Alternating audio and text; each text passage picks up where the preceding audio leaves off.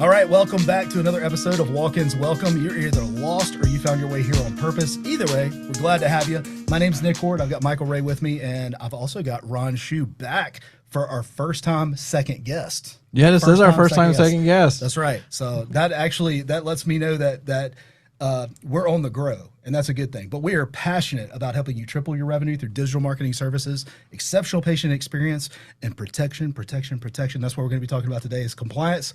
Michael, glad you're here with me as always. Ron, say hello to the audience and tell us what is one thing about compliance that people think is true, but it's not. Great. Well, it's an honor to be back here again. I didn't realize it was even greater an honor than I had originally realized. Being first time, second time. First time, second call for long time listeners, second time, Yeah, whatever it is. Yeah, great to be back. Yeah, it's changing a lot here quickly. But what I'm finding is what I think is the number one thing that's sort of a misperception about compliance with HIPAA is that it's nothing but stick. And the truth is that there's a lot of carrot there as well that people ignore. Okay. Because the stick is still there. If you're not doing the things that you need to do, you don't want to be sitting on the wrong end of of a deposition with a lawyer saying, "So were you unfamiliar with HIPAA?" No.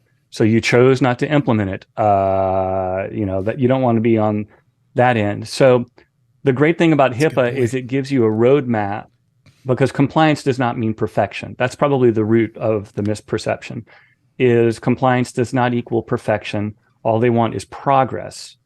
So, the first time when we go through a HIPAA process with a client, it's always bad. Because the first thing you do is do an assessment. It's just bad. Everybody listening now, guess what? You're already bad. You can only go up from here. Exactly. I mean, but the government realizes that. They know that for the most part, like the people that we're addressing here today, you're not an American Express or a Blue Cross Blue Shield that has, bajillion dollars to spend on these things. And yet there are things that you need to do. But if you are, as long as you are doing the compliance things, which mostly amounts to documentation, you're doing the assessment, you're documenting your failures or your shortcomings, to use a less loaded term, but you're documenting your shortcomings, you're prioritizing the ones that are going to hurt you the most and that you can have best address with the budget and time and resources that you have. And then you do those things and next year you do it again.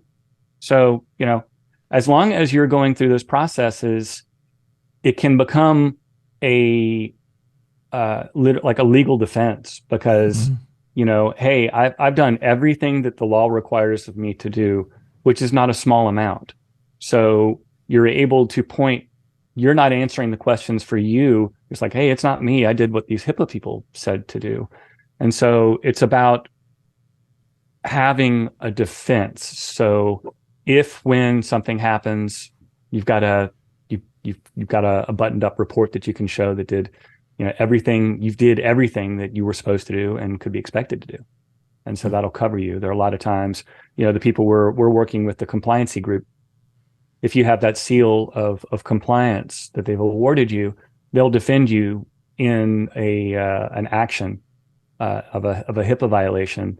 And they've never had anyone that had that seal be fined or given any sort of corrective action.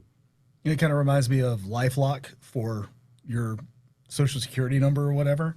We'll guarantee that we'll defend you and take care of you, assuming that you've done all the things that we've asked you to do. Yep, exactly right. And I like the idea, like, it's not perfection, it's progress. Yes. And that's like that relief valve to most people where they're almost afraid to approach some of it because they're going to get slapped so hard. They're going to just get fined for trying to be better. But the reality is like, no, let's peel back the curtain. Let's see the issues and let's slowly fix them and make you better. Because you're right. Because most of the time, most of these companies that are falling in this world, like they have to be in compliance, like they don't have the budgets to do every single thing perfectly, but they can make the efforts and document the efforts that are being made. So when it comes down to if the lawsuit ever ensued, best effort made. Like it wasn't. Yeah, a reasonable effort was taken to become HIPAA compliant as according to all the ever-changing rules. Yeah. And lawyers move much faster than government.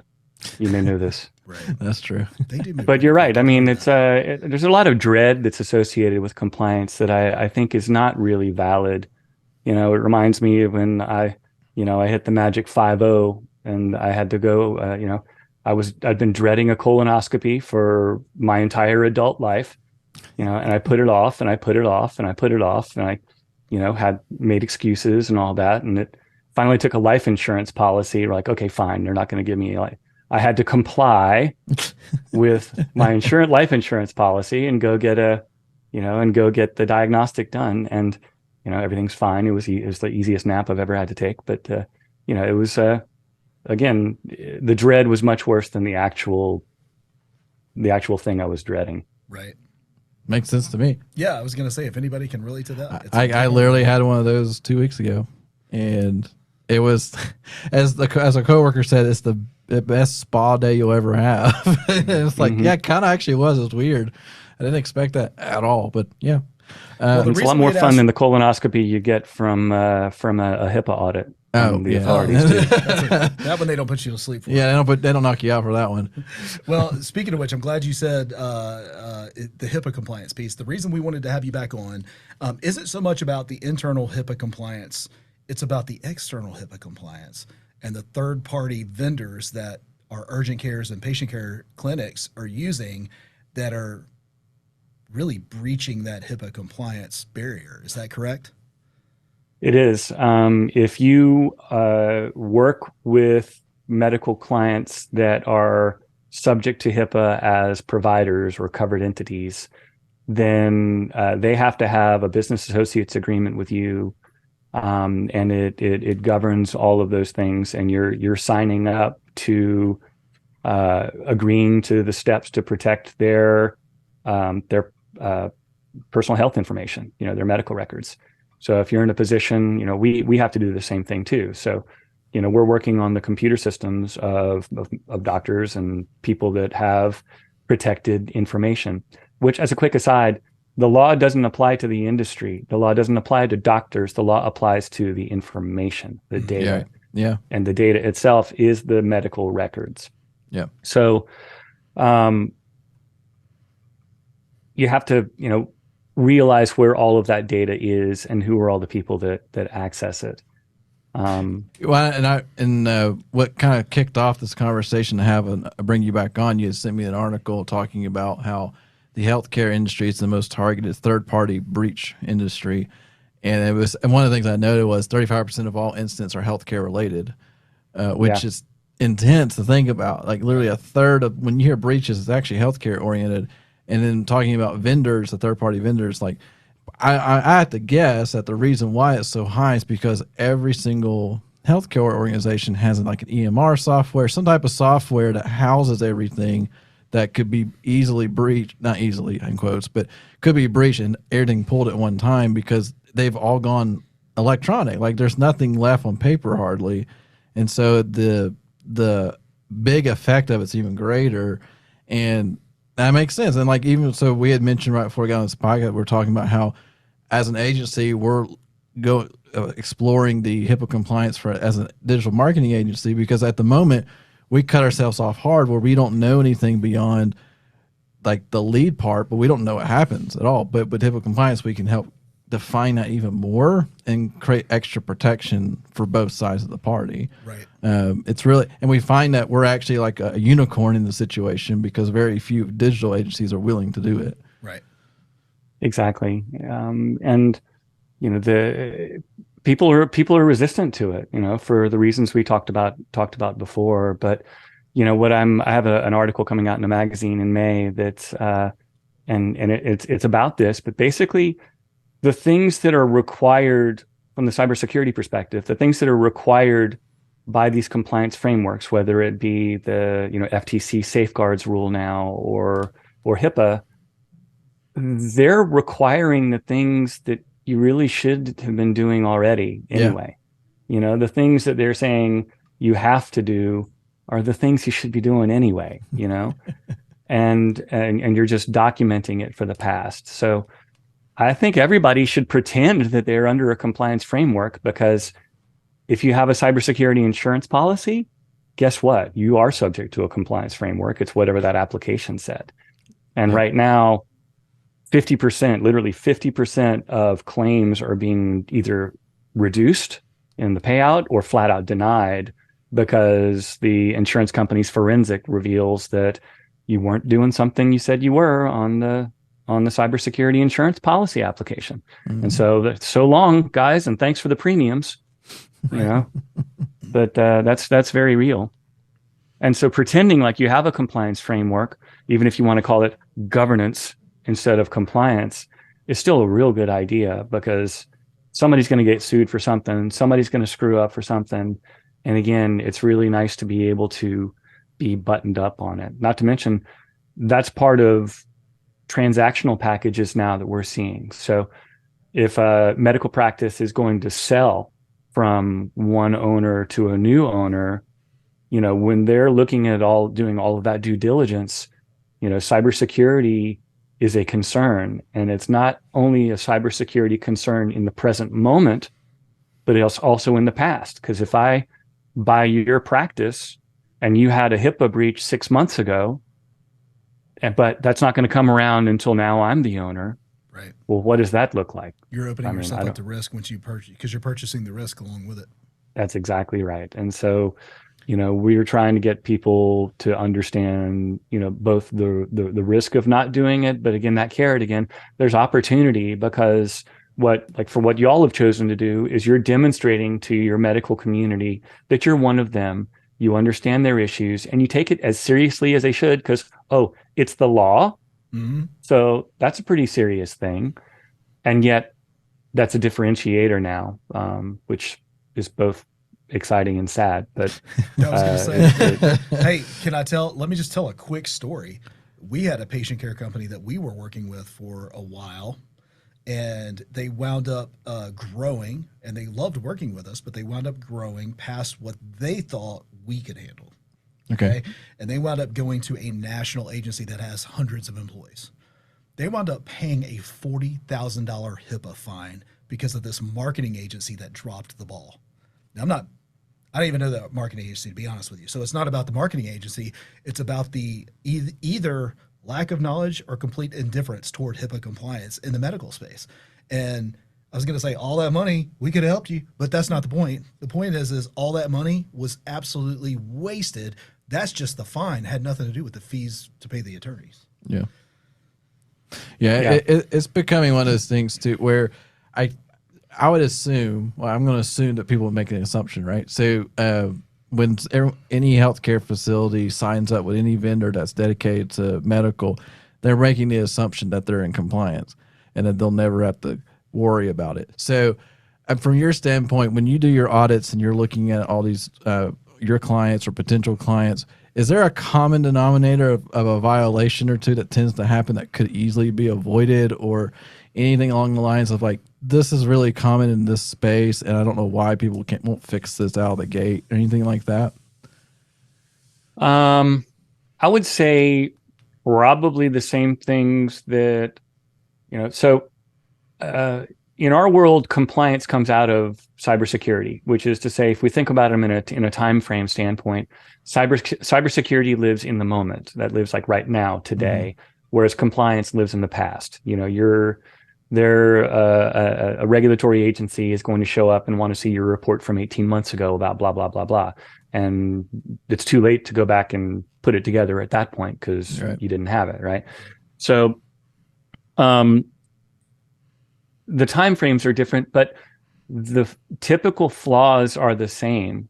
Like, you know, I know everybody's tired of hearing about multi-factor authentication, but, you know, we had, multi-factor authentication, password hygiene, and end user training are the three probably pillars that everything else is built upon. And then HIPAA compliance is documenting those things in a snapshot in time. So you're training your employees. Okay, well, we have a record that each employee, because they all have an individual login. So now we have some ability to report on that and say Sally's still not doing her stuff. Sally's still not doing her stuff, and then eventually Sally can get threatened with her job. But you have that paper trail. But it comes from, password hygiene. Only have one unique password for any account, because it's not even just about your own security and privacy in terms of how well you keep up with your passwords. We had a client who uses the same password. He's not a doctor, so he's not ever going to hear this, but his password was Alabama 7. It's like, I was saying it's going to be Roll Tide or War Eagle. I mean, seriously. Exclamation point. And that was his password all over the place, And so before we know it, his whole email was compromised because he didn't have good password hygiene. And we didn't even see failed login attempts. So it wasn't like they guessed it over time. They got his password. And then we figured out later, we went and did a search on the dark web and found that his password had been published on the dark web within 24 hours of the breach.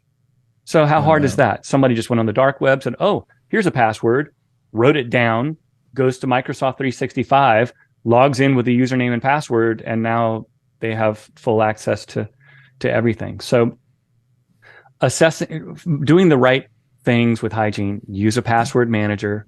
So you only have to remember one password, make it long and complex that nobody can guess, and then let the password manager create and manage ridiculous passwords for every single login that you have.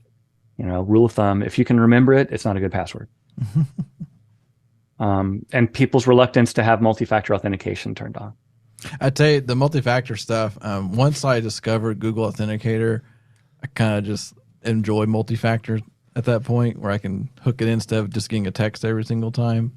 But I don't know, I get tired of texting because sometimes you fix that. So. Well, and then we've figured out ways to make texting less annoying for our 2FA stuff. But I like. Well, and texting is not secure either. Yeah. So I always encourage people, if you're given a choice between using an app like Authenticator or Duo or something like that, use the third-party application, because there's a thing called SIM swapping, where I can, if I know the right person or I pay the right person, I can make your cell phone my cell phone. And then when I log in and it sends that text message to you, it comes to me instead. I log in with the 2-factor and now I'm you. Yeah. And that's a very real thing out there in the wild already. All right. So I want to recap a little bit because you've thrown out some really good nuggets for us. One is use a password system like LastPass or Keeper. Yep. So we use Keeper, right? And then in addition to using Keeper, for example, use a 2-factor authentication.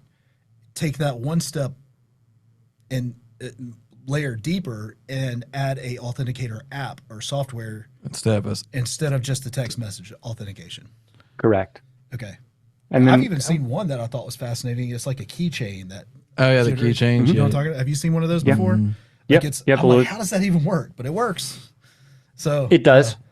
It's one more thing to keep up. Just for the visual reference, it's a legitimate keychain that goes on your keys, like a literal keychain. It's like the old school RSA tokens back in the day, where the code that you're like. But I like those. But I remember the challenge with RSA token lose your was keys.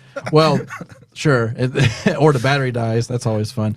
And then it's only one code, one login. Yeah. So that's the beauty of an authenticator. You can have multiple running tokens essentially, and then which makes life easy. And it actually has a nice little, because I'm not gonna lie, when I had to get a new phone a couple months ago, I was like, oh, I'm so screwed on Google Authenticator.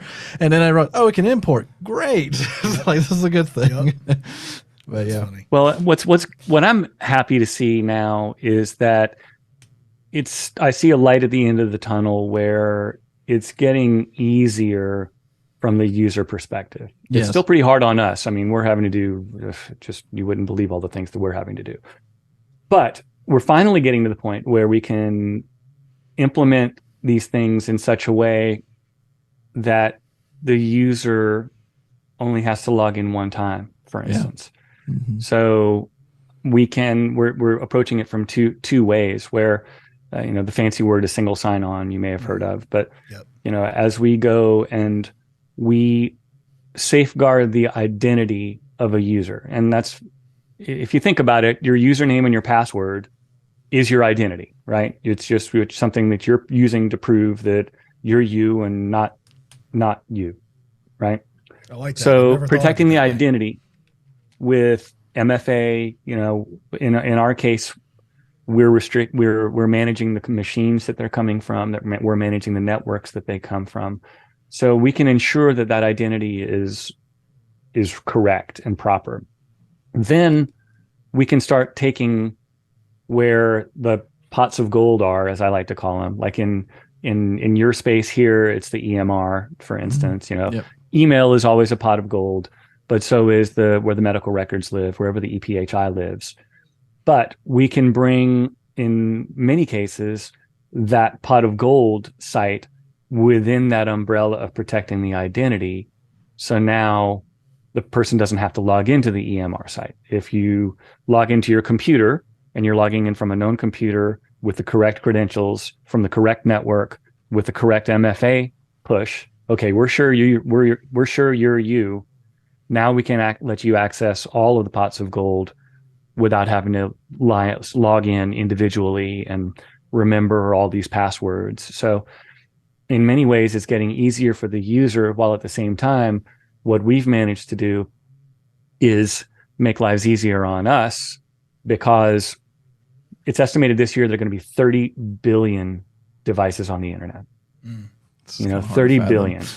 That's a lot. I can't believe it. I'm thinking about when you talk about 30 billion devices, and I think about how the original IP address, like, oh, we'll have tons of variations of the IP6 stuff. It's not a big deal. We'll never use all those. We'll never use those. And now we're like, oh crap. Right. So, but I think it's safe to say that the vast majority of those 30 billion devices ain't you. Right. So we're turning the whole thing on its head now, where if we know who you are, because again, good credentials, MFA, known network, known device, all our security tools in place, now we can restrict even access to the very pot of gold to those known devices at all, and take the other 29,999,999,000, however many it is. And even if those have your username, your password, and your MFA credential, your keychain or whatever, they still can't get in because they're not coming from a known device or network or whatnot.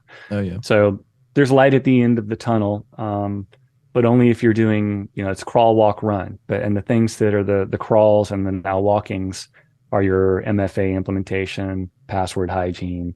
And those are the things that are most common. And end user training, that's the other one. Teaching people how to recognize contextual clues on what should you click on, what should you not click on, those kinds of things. Let's go back for just a second and talk about the relationship between the clinic and their third-party provider. What are some questions that the clinics should be asking their third-party providers about services and compliance? Or even verify? What are some things they should always verify? There you go. Yeah. Well, asking them about it is always good. And, it's those are the kinds of questions where it's either a quick yes or it's a no. and the question is, are you HIPAA compliant? Yes. And there's yes, no, and huh? Like right, exactly. Or right. Is also no. Yeah. So anything other than a firm yes should be a concern. Should be a flag. It's worthy of additional, questioning. Because they are required to have. If you don't want to be, so compliant is more of a lifestyle than a thing. Right. So there's no such thing as being from compliant to governance. That's a really good thought process. Correct. And if you're never compliant because it changes all the time. So there is no. It's like the tax code. Exactly. You're always going to owe more taxes. Yeah, that's right. So if you want, somebody could make a case and say, well, nobody's compliant because compliance is a result that is not realistically achievable. However, we are compliant with the processes of HIPAA. So, you could just ask them, do you have a security plan? When was the last time your security plan was reviewed?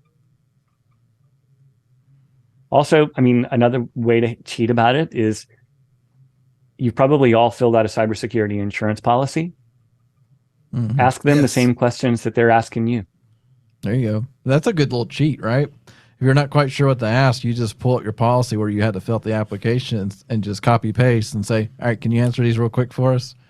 Because, surprise, the things that are in the cybersecurity application are the same things that are in the compliance frameworks, that are the same things that are the top ways that people get breached. Well, and also too, so I know a lot of our audience is urgent care based, and we've been hearing a lot of chatter. So we went to the UCA Las Vegas conference. We're talking to a lot of urgent cares there. I think there were like 300 or 400 of them there. Something like that. And there was a lot of chatter about how they're now trying to take on Medicaid in terms of using Medicaid to help pay for patients now. And that they say it's a separator, but we're starting to hear that conversation from a lot of different urgent cares. So it's becoming a commonplace. And, and I think we've talked in the past, like Medicaid or anything like that. If you're taking government money, you're going to get a higher. It's not going to look good for you if you start breaking things. There's a higher level of scrutiny. I think, yeah, at the end of the day.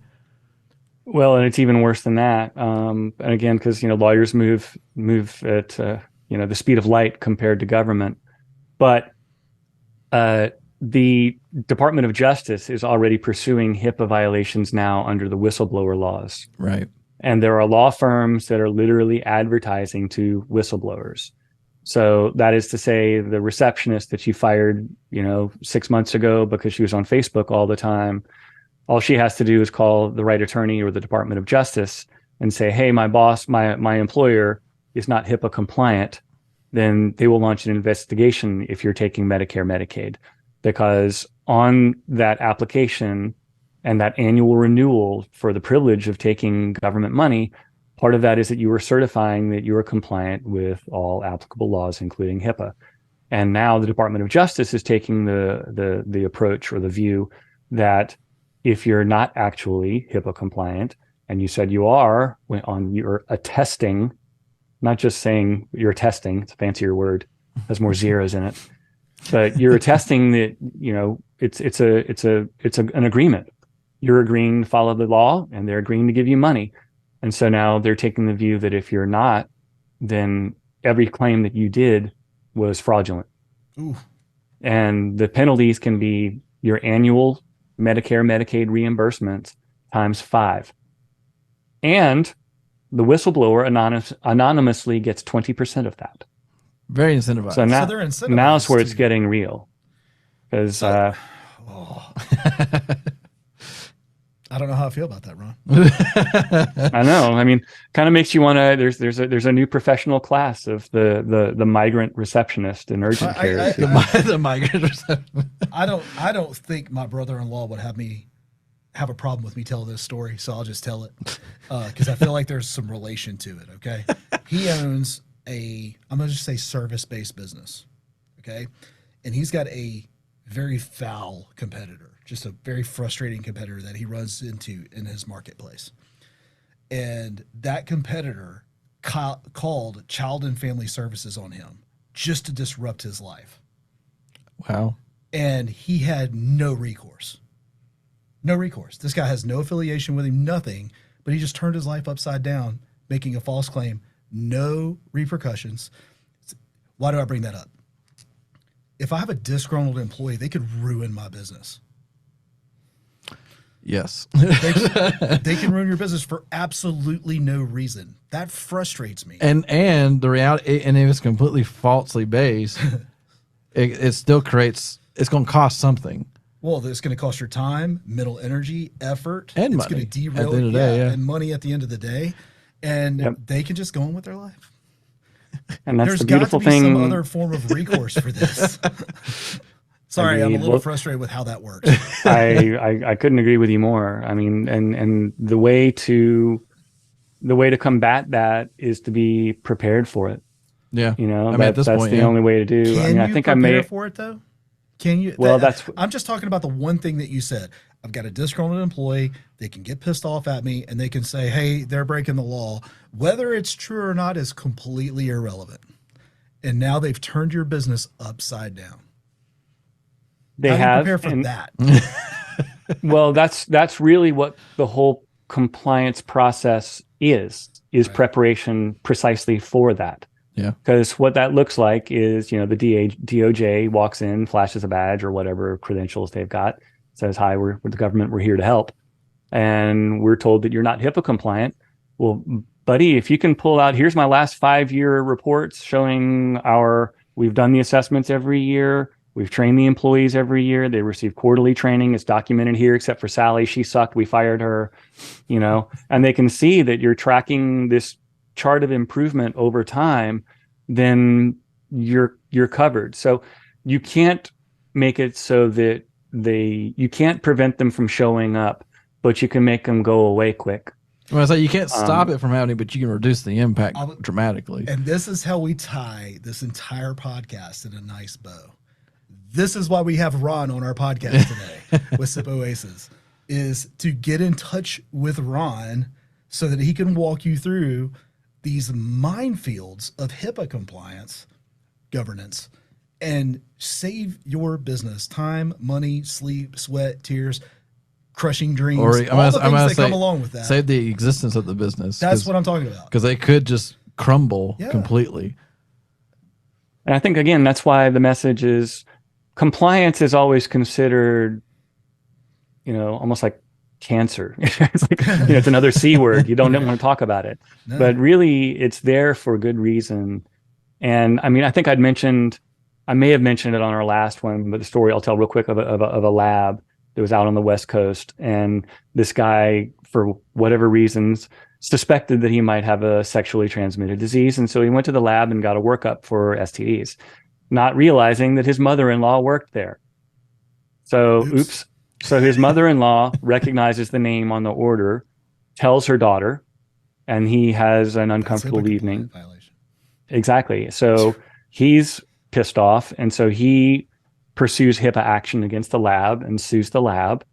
And they had 0 corrective action against them, 0 fine against the lab. The lab got off scot-free because they had a compliance program, and the mother-in-law had been trained on January 6th on what their privacy policy is and what she is and is not allowed to disclose. And she attested to it, that she understood it, that she would abide by it, and understood that she would be fired if she failed to comply with it. So they did everything that they possibly could. They were not negligent in any way. And the fact that she committed, malfeasance, to be nice, there's nothing that they could do to prevent that. I mean, if she's going to violate the policies intentionally, we have a saying, we can't IT around bad behavior, right. So we train to it, but and so the lab got off scot-free because what more could they have done? Nothing. But they took every precautionary measure and they protected themselves. Ron, I personally think that everybody listening to this podcast needs to do one of 2 things. One, if you have an IT company, you need to ask those questions. 2, listen, here's the simple crux of it. If you're using your phone, if you're using a computer, there's a keyboard attached to it or a phone line attached to it, you need an IT company with HIPAA compliance, period. And even add to that has a focus on cybersecurity. Yes. Because as we were talking before the podcast, the traditional IT model is evolving, and it's not the break fix model. It's not just the monthly payment to make sure my computer's working model. It's the let's protect you model. Right. And that's where Ron has put a lot of focus into. And so here's our promotional part to Ron. So yes. Ron, tell us how people can get in touch with you. What's the best route to do that? And we'll make sure to put links in the show notes and everything. How can they reach out to you? Great. Thanks. So, we're always eager to help any way that we can, in the spirit of, the Socratic, the Hippocratic Oath. I always want to say Socratic. So first, do no harm. We'll always leave somebody better off than we found them. But our website is sipoasis.com. Okay. Sip like on lemonade and oasis like in the desert. .com. And we're also on YouTube. We have a YouTube channel where I do what I've called intertraining. I would submit that most cybersecurity content out there whether it be for training or whatever, is so mind-numbingly boring that no one in their right mind would listen to it. Or it's so technical that it's designed for that I don't even understand it. It's designed for like the guys we feed through a slot in the door. And therefore the world's not getting any smarter about cybersecurity, and that's why crime is on the rise, and it's just doubling and doubling and doubling. Mm-hmm. And so I endeavor to entertain people by, entertaining them to the point where they actually will pay attention, but they slip up and learn stuff in the process. So I'd welcome a subscription to the YouTube channel. That's great as well. And you can contact me through the website. We'd be delighted to do a real quick scan that can show real quick if there are any glaring technical HIPAA deficiencies on your network. And I'm happy to do that for anybody here from that mentions the podcast.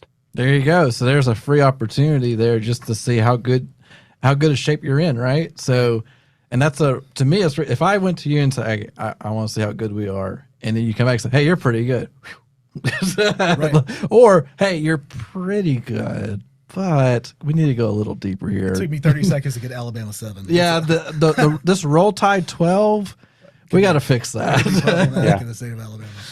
Well, we find one of the things that it does reveal is how insecure storing passwords in a web browser is. Oh, yeah. So when we show, now for full disclosure, it does not show me the passwords. All right. But it shows like the first 4 or 5 characters of the password, and then the rest is all stars. So I have no idea what people's passwords are. Well, unless if it's like, LALABA, okay, I think I know this one. But when it's nice seeing the light bulbs go off when we show, okay, here's 24 pages of your passwords. And they're like, oh, here's the bank. Oh, here's your Blue Cross Blue Shield login. Here's and they're like, holy crap. Right. Or email one especially.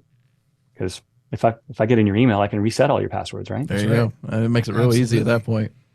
Well, I want to encourage every listener to reach out and first just go to our show notes. We'll give you clickable things everywhere. But we want you to be safe. The work that you do as a clinic matters, and we don't want you shut down because of some disgruntled employee that decides that you need to have HIPAA show up at your door.